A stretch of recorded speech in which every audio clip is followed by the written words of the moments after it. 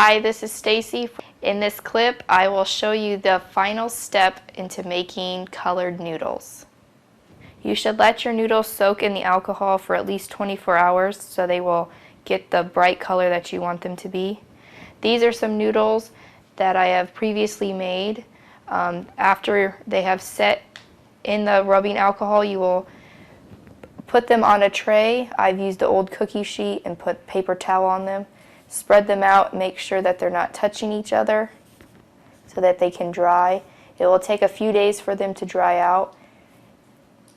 And you do want to, after a couple hours, go and flip them or they will stick to the paper towel. After about 3 days of drying, they should be hard. And just to show you how hard they are, I'll break one so you know that they're not soft.